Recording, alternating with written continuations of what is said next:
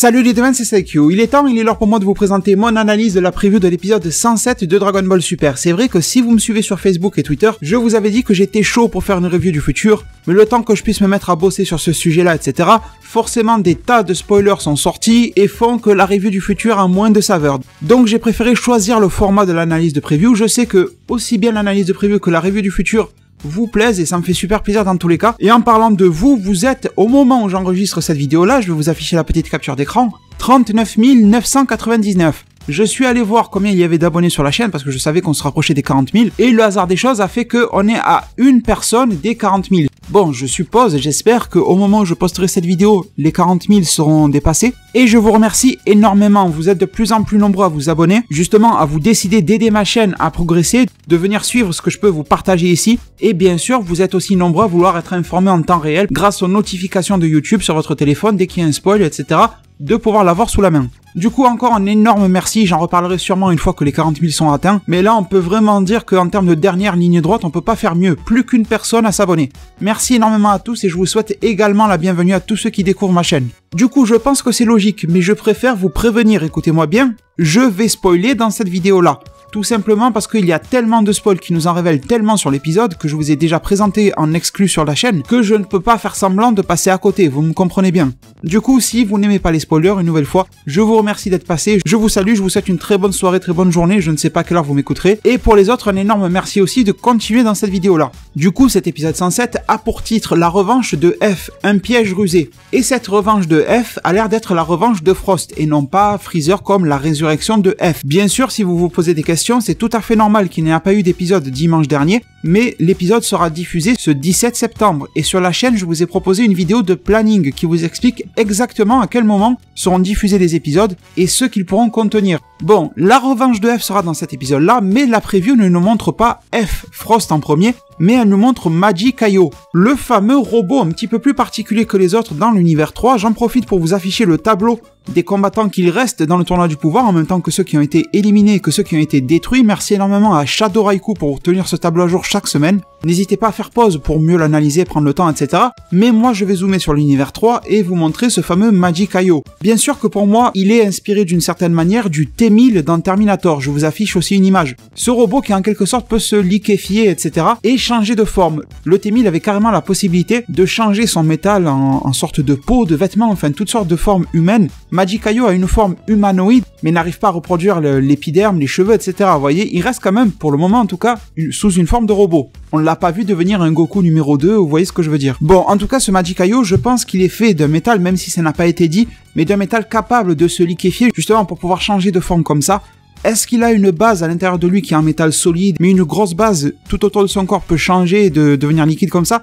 C'est assez intéressant, je vous avoue que de tout l'univers 3, c'est vraiment celui qui m'a tapé dans l'œil. Les autres, honnêtement, pas terribles. Quelques petites intrigues, je trouve, autour du Paparoni, parce qu'apparemment, ça serait lui qui contrôlerait les robots, même s'il s'est pris 2 claques par C18, je crois, si je vous dis pas de bêtises. Je crois que c'était vite fait. Mais en tout cas, concrètement, ce Magikaio va être à l'honneur. Et en plus, on le voit en train de changer de forme au tout début de l'intro, quand Goku nous dit « Salut, c'est moi Goku ». Et il prend exactement la même forme que Magikaio avait déjà utilisé face à Goku lui-même. J'ai l'impression que ce Magikaio adapte sa forme à l'adversaire auquel il fait face. S'il a un adversaire plutôt baraque, on va dire musclé, etc., comme Goku, même s'il y a débat, le Goku de DBS est moins musclé que DBZ, mais on s'est compris, eh bien Magikaio va prendre cette forme-là. Mais contre un personnage face auquel il faut être plus rapide, peut-être plus souple, etc., plus vif, il va prendre sa forme un petit peu plus miniaturisée, plus discrète et tout ça. Je pense que ça se joue comme ça, même s'il n'y a aucune révélation. Et derrière, eh bien, on voit la tête de notre fameux Jiren, celui que l'on attend vraiment au tournant concernant son combat. Entre les spoils que je vous présente sur la chaîne, tous les teasers, etc. qu'on a sur lui, le fait qu'il ne s'est pas vraiment battu à part One Shot Kale, mais bon, c'était vite fait, on en attend des tonnes. Et j'ai envie de dire, à la grande surprise de tout le monde, il semble qu'on va avoir un Jiren contre Magikaio. En tout cas, le combat s'engage. Et là, ben, Magikaio est en train de faire une attaque qui est complètement différente de ce que peut faire le T-1000 dans Terminator, mais qui ressemble énormément au Gomu Gomu no Gigant Pistol de Luffy dans One Piece, bien sûr. Et on voit qu'il bouge un petit peu son poing en haut, de gauche à droite, etc. Après, bon, on a un plan sur Ea, le Kaioshin de l'univers 3, qui est sans grosse importance, hein, je pense. En plus, on voit qu'il fait une tête un petit peu comique, donc je pense qu'il risque d'y avoir un petit peu d'humour, quelque chose comme ça. Il a pas l'air d'être dans la tristesse, en tout cas. Et bon, là, on change de plan, on voit du Frost, mais je vais juste finir le fond de ma pensée sur Jiren et Magikaio, parce qu'on va en reparler par la suite de la preview. Tout simplement, je pense que le combat Magikaio contre Jiren ne va pas avoir lieu, ou alors vraiment très peu. Vous vous rappelez dans l'épisode 106, on nous teasait que le docteur Rota allait se battre contre Gohan et Piccolo. Au final, ça n'est pas arrivé. Dans la preview, je vous avais dit, je pense pas que ça arrivera, ou au pire, 1, 2, 3 coups grand max. Je pense que c'est le même cas de figure qui va se reproduire avec ce fameux Magikaio. Parce que d'après ce que j'ai pu constater, Jiren n'est pas comme du Goku en fait. Si je devais comparer Jiren à quelqu'un, ce serait limite plus à Vegeta. Dans le sens où il y va à fond et il veut pas perdre son temps avec un ennemi et il va le dégager dès qu'il peut. Contrairement à Goku qui va commencer tout petit et faire durer. Ça veut dire que, d'après moi, si Magikaio se confronte à Jiren, Jiren va le défoncer et l'éliminer direct. Donc je pense que ça n'a pas d'utilité. Je pense que quelqu'un va s'interposer, histoire que Jiren puisse encore une fois préserver sa force et ne pas se fatiguer, parce que c'est le plan de cet univers 11, de préserver leurs top combattants et de sacrifier un petit peu les autres. Donc tout ça on va reparler après, parce que la personne, le combattant qui s'interpose, on va le voir par la suite de la preview. Mais dans l'ordre chronologique, ensuite, on a des images donc sur le Kaioshin EA, et là, on voit Frost qui sourit. On reconnaît assez facilement que c'est Frost, hein, grâce au dessin au niveau du nez qui est beaucoup plus pointu que celui de Freezer, grâce à la couleur de son épaule, etc. Bon, on comprend bien. Et en plus, juste en dessous, on a Goku qui nous dit « Frost de l'univers 6 utilise Magetta pour nous coincer ». Donc forcément, quand je vous disais que j'allais utiliser les spoils, on sait déjà à peu près quel est le plan de Frost. Et encore, on le connaît un peu plus qu'à peu près quand même, hein, si vous m'avez suivi au niveau des vidéos de spoilers que je vous ai diffusées sur la chaîne. Donc, clairement, Frost semble vouloir en tout cas utiliser Magetta comme une espèce de leurre, en quelque sorte, de détournement d'attention, aussi bien pour Kame Sennin que pour Vegeta, pour pouvoir foutre les deux KO et dans le but d'en arriver à les éliminer. C'est clairement ce qui semble être son plan et sa fameuse revanche. Parce que d'après les spoils, il nous a été dit que Frost a deux objectifs que l'on connaît dans ce tournoi du pouvoir. Le premier, c'est de payer sa dette envers l'univers 6, c'est-à-dire envers le Kaioshin EA et le Akaishin Champa. Je le redis encore une fois, mais il était recherché par la police, par Kiabe, etc. On l'avait vu dans l'épisode 71. Et si Frost mène son univers à la victoire, il sera un petit peu lavé, son casier judiciaire sera blanc. C'est vrai que c'est un peu bizarre pour une vermine comme ça d'avoir un casier judiciaire blanc, mais bon, Champa a dû se dire, si j'épargne Frost, je sauve mes propres fesses de la destruction. Je pense qu'il n'a pas réfléchi trop longtemps, vous voyez. Et le deuxième objectif de Frost ici, c'est de prendre sa revanche sur Vegeta. Celui qui lui a foutu le plus la honte, je dirais, durant le fameux tournoi Univers 6, Univers 7. Parce que Frost a pris de sacrées claques durant ce tournoi-là. Goku qui commençait à le ridiculiser. Contre Piccolo dans un combat loyal, ça aurait pu être beaucoup plus difficile pour lui que ce que l'on a vu. Surtout si les scénaristes y avaient mis un petit peu plus de volonté, on va dire. Jaco qui le démasque au niveau de la tricherie, tout simplement, du poison. Vegeta qui lui met des claques et qui l'élimine du tournoi, en autorisant en plus le poison. Et derrière, on a Hit qui l'a foutu KO. Vraiment, c'était une mauvaise période pour Frost. On en a peu parlé, mais c'est le cas. Donc c'est une preview qui va super vite dans l'enchaînement de ces scènes. Et dans la scène suivante, eh bien, on voit un pied de Pride Trooper. On change complètement d'ambiance, on n'est plus avec Frost, qui décolle à une vitesse folle. Et là, je pense qu'on essaye peut-être de nous faire croire que c'est Jiren qui fait ça, mais je pense que c'est Dispo, comme on va le voir par la suite des images. Je pense que Dispo va s'interposer entre Jiren et le fameux Magikaio. Désolé, ça fait répétition, mais l'objectif de Toppo et de Jiren, surtout Jiren, c'est d'être frais à 100% une fois que le tournoi aura super bien avancé et de se taper les plus forts ennemis en étant à 100% de leur capacité. C'est une stratégie ultra risquée de leur part parce que imaginez que ça tourne super mal pour les Pride Troopers, déjà il n'y en a plus que 3 donc ça tourne super mal on peut le dire, et que les autres univers décident de s'associer, bon voilà, ça n'arrivera pas mais c'est une tactique qui aurait pu coûter la peau des Pride Troopers, Jiren y compris. Donc pour le bien de cette stratégie là, je pense, vous me direz vous en zone commentaire si vous pensez que l'on aura deux gros combats distincts, Magikaio Dispo et Magikaio Jiren, mais ça voudrait dire que l'un des deux, probablement Dispo, va se faire éliminer par Magikaio, ça me semble un petit peu gros quand même. Donc c'est pour ça aussi que je pense que ça sera Dispo qui va venir couper ce début de combat de confrontation Jiren-Magikaio. En parallèle sur ce plan, on voit Magikaio de loin, il est super mal dessiné, mais bon, il est de loin, c'est pas bien grave. Il y a Goku qui nous dit Frost de l'univers 6 utilise Magetta pour nous coincer. C'est exactement ce que je viens de vous dire d'après les spoils qui sont en train de se confirmer, c'est tout à fait normal. Ce sont des révélations officielles que je vous présente à chaque fois. Et sur ce plan, il faut que je vous parle de plusieurs choses. On voit Magikaio qui est apeuré, on voit une scène de vitesse comme si quelqu'un lui fonçait dessus. Il est collé contre un mur, etc. Ça a l'air d'une scène à peu près banale dans laquelle un adversaire prend le dessus sur Magikaio.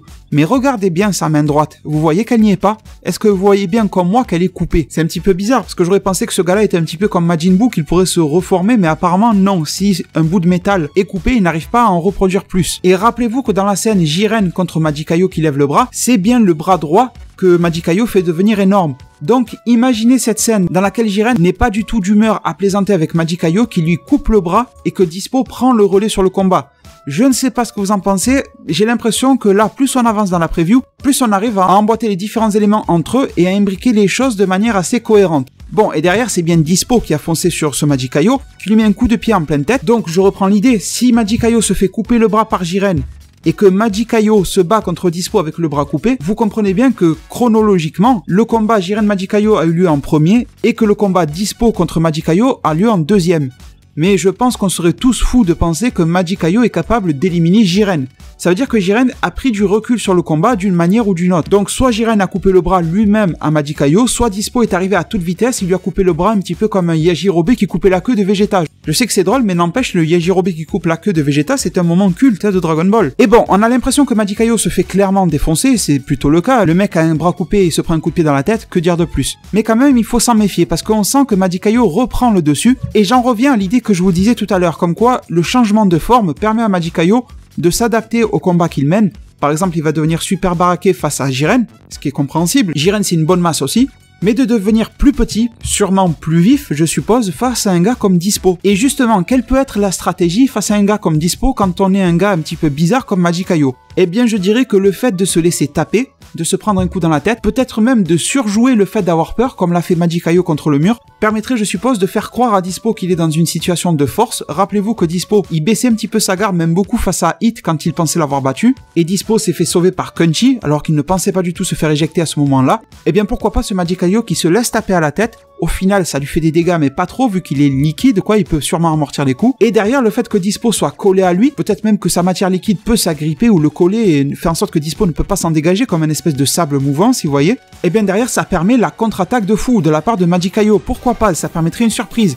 Je ne vais pas aller jusqu'à prédire Magikaio qui élimine Dispo, mais scénaristiquement parlant, ça serait plutôt joliment tourné. Un personnage un petit peu lambda, qui se démarquait un petit peu grâce à son design, je parle bien sûr de Magikaio, mais on n'en attendait pas forcément plus que ça. D'un coup, le voir éliminer le troisième plus fort des Pride Troopers, ça serait quand même pas mal. Surtout que si on prend les sports de combat dans la vraie vie, c'est pas forcément celui qui est vraiment le plus fort qui gagne toujours. On a toujours, ben voilà, un sportif, un boxeur, n'importe quoi, qui va gagner grâce à sa volonté, qui va gagner grâce à la tactique, à la stratégie, grâce à la ruse, qui va gagner de justesse, même si le combat était moche, n'était pas joli ou n'était pas à son avantage. Combien de fois dans tous les sports, même du handball, n'importe quoi, on voit une équipe ou un sportif en train de dominer du début à la fin et il perd. Et là, vous êtes dégoûté, surtout si vous le supportez. Donc pourquoi pas? Sincèrement, je garde un petit peu cette idée dans ma tête, du Magikaio qui pourrait créer la surprise. Mais bon, est-ce que côté Toei Animation, est-ce que côté Toriyama, etc., on va prendre ce type de risque-là, éliminer un gars qui est un petit peu plus populaire comme Dispo, face à un gars un petit peu moins populaire que lui comme Magikaio? Bon, moi j'aurais pris ce risque-là si j'écrivais le truc, je trouve pas que c'est le risque du siècle. Bien sûr, partagez-moi votre avis sur ça en zone commentaire, mais sinon, on poursuit encore une fois dans cette preview-là, et on voit bien que Magikaio reprend le dessus, et que la jambe de Dispo reste collée à son visage, comme si elle était agrippée qu'il ne pouvait pas s'en détacher, et Magikaio envoie des espèces de pics, on dirait. Donc Dispo risque de prendre cher, je pense. Après, bien sûr, il ne faut pas négliger un élément, c'est que les Pride Troopers sont 3. Ok, Jiren reste de côté, mais il reste aussi Toppo. Et Toppo, je ne pense pas qu'il laisserait forcément Dispo se faire éclater par un gars comme ça. Donc vous voyez sûrement qu'un contre un Dispo risque de prendre cher, mais que voilà, il va y avoir encore un Toppo pour lui sauver la mise. Vous voyez, on peut développer l'idée un petit peu dans ce sens-là aussi. Bon, ensuite, derrière, plan sur Vegeta en Super Saiyan 1, visiblement, on ne voit pas d'éclair, on voit que son point, qui se tape contre Magetta. Donc, le plan d'après les spoils, ça serait que Frost envoie Magetta au charbon face à Vegeta et à Kame Sennin. On ne sait pas vraiment dans quel ordre ça va se construire tout ça. Mais en tout cas, il va bien les distraire, bien détourner leur attention. Donc écoutez, si je devais faire une proposition, comment ça se fait que Kame Sennin, etc. vont être mêlés dans un même combat? Probablement que d'après ce qu'on voit dans cette preview-là, c'est que le combat devrait se relancer entre Magetta et Vegeta. Et Vegeta, on a vu que jusqu'à présent, il galère énormément face à ce Magetta, surtout que Vegeta n'a pas le droit de voler. L'autre Magetta, c'est une masse, il ne craint pas forcément les attaques. On ne sait pas face à Vegeta et CJ Blue ce que ça donnerait, mais je pense que Vegeta n'a pas forcément envie de consommer de son énergie en CJ Blue pour un gars comme Magetta, mais les capacités spéciales de Magetta sont quand même là. Alors pourquoi pas avoir un Kame Sennin qui voudrait se mêler du combat en disant à Vegeta, toi le jeune Saiyan t'es super balèze, mais moi j'ai des techniques spéciales et je vais l'utiliser sur lui, le Mafuba. Bon, c'est une vision des choses que je vous propose, à vous de me partager la vôtre, parce que j'ai un petit peu du mal à trouver ce qui va pouvoir lier justement le personnage de Vegeta et de Kame Sennin dans un combat ensemble, commun, et surtout lequel des deux se fera attaquer en premier. Mais on a vu que Kame Sennin était quand même plutôt bien caché, en train de se reposer, etc. Donc je l'imagine plus en train d'observer les autres que vraiment au conflit. Et donc ça serait probablement à partir de là que ça va s'envenimer, parce que Frost aurait compris que Kame Sennin s'engage dans un combat uniquement si l'adversaire est spécial, et Magetta est un adversaire très spécial. Donc le plan de Frost serait très bien huilé. Bon, entre temps dans la preview on a des regards qui sont lancés entre Kythera de l'univers 4 et Beerus. Je pense que la tension va monter un petit peu entre ces deux là. On a vu que pour le moment c'était juste de la chamaillerie et je pense que dans l'épisode 107 ça restera de la chamaillerie encore. J'en attends pas trop de ce conflit là. Peut-être par la suite mais pas pour le moment. Surtout que d'après les spoils, l'univers 4 devrait être un petit peu plus mis en avant à partir de l'épisode 109. Donc bon, je pense pas que pour le moment ils seront trop au centre de l'attraction de ce tournoi du pouvoir. Bon, derrière on a encore des plans sur Jiren, je pense que ça vient du début d'épisode, enfin avec des explosions autour de lui, mais bon, voilà, de la mise en scène. Ensuite, on voit Frost qui s'approche de Magetta, rien de surprenant par rapport à ce que l'on sait déjà, c'est juste des visuels, voilà, que vous avez en plus. Et ensuite, on a un plan assez intéressant sur lequel on voit, Krillin et Tenshin Han faire les gros yeux, sans mauvais jeu de mots pour Tenshin Han. Et avec Goku qui dit en parallèle, le vieux, tu vas utiliser le Mafuba. Donc je pense que cet air surpris, cet air apeuré quoi de Tenshin Han et de Krillin est dû à Kame Sennin, à ce qu'il va faire, le Mafuba, etc.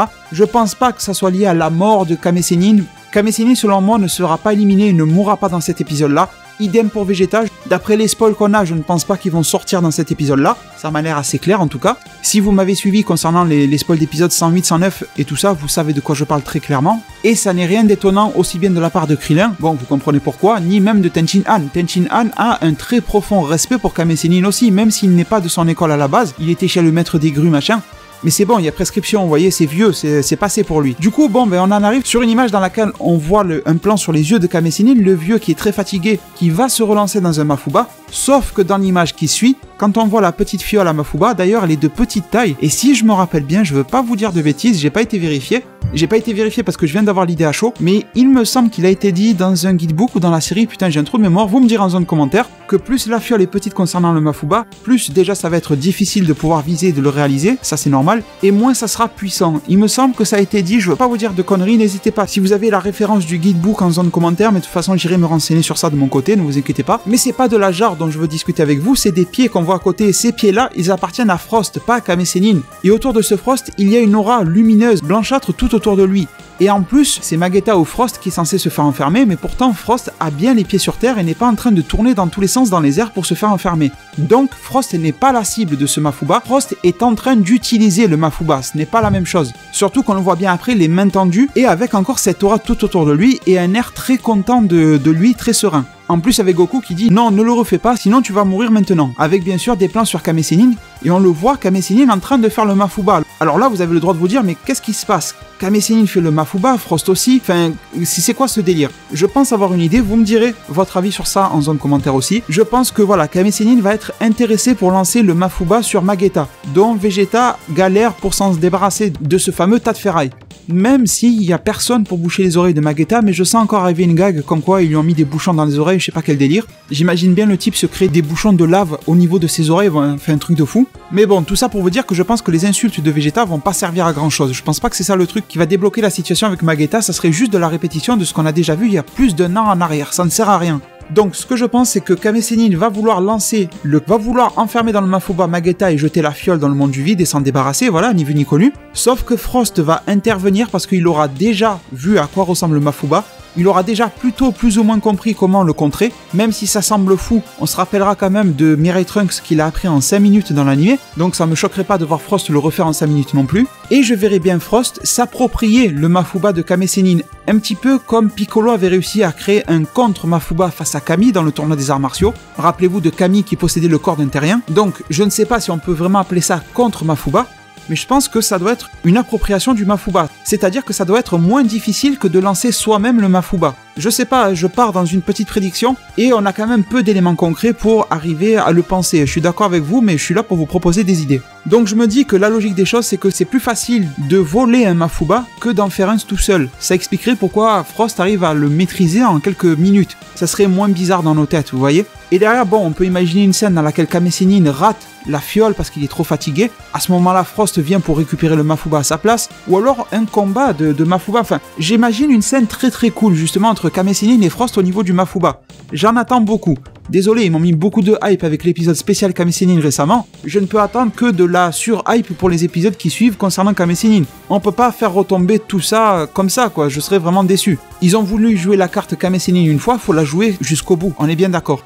Donc, confrontation de Mafuba qui va finir sur la gueule à Vegeta. Ça a été dit dans les spoils, hein, c'est pas moi qui l'invente. Et Vegeta va se faire enfermer dans le Mafuba, c'est ce qui a été dit aussi dans les spoils. Par contre, il n'a pas été dit que Vegeta allait se faire éliminer, que Frost allait prendre la fiole et la balancer dans le monde du vide. Ça n'a pas du tout été dit. D'ailleurs, les spoils, pour être très précis, nous disaient « Il semble que Vegeta ait été scellé dans la fiole à Mafuba ». Pour moi, ce mot « il semble », ça peut vouloir dire beaucoup de choses. Bien sûr que Vegeta va finir dedans. Mais pour un mec qui a du ki divin, etc., est-ce qu'on ne pourrait pas avoir droit à une scène ultra cool, ultra classe? Imaginez d'un coup la fiole à Mafuba pète, et de là-dedans, en mode SSJ Blue, il nous sort un Vegeta super énervé avec les bras croisés qui lui dit « Tu croyais me faire quoi, tu vois, toi? Tu croyais me sceller là-dedans? Tu croyais que ça allait marcher ton petit truc ?» Imaginez le Vegeta qui ressort furieux du Mafuba et qui est prêt à claquer tout le monde, y compris Frost. Ça serait super cool à voir. Je sais, ça fait un petit peu fanboy de Vegeta ce que je dis, et je ne vous cache pas que Vegeta est mon personnage préféré de Dragon Ball, si je ne compte, sans compter Végétaux, parce que c'est une fusion. Donc oui, il y a un peu le côté fan qui parle, mais en même temps, Vegeta, c'est carrément le type de personnage pour lequel on attend de belles scènes. Et je pense que ceux qui n'aiment pas Vegeta sont assez rares. Ça ne veut pas dire que je ne les respecte pas, c'est pas ça le souci.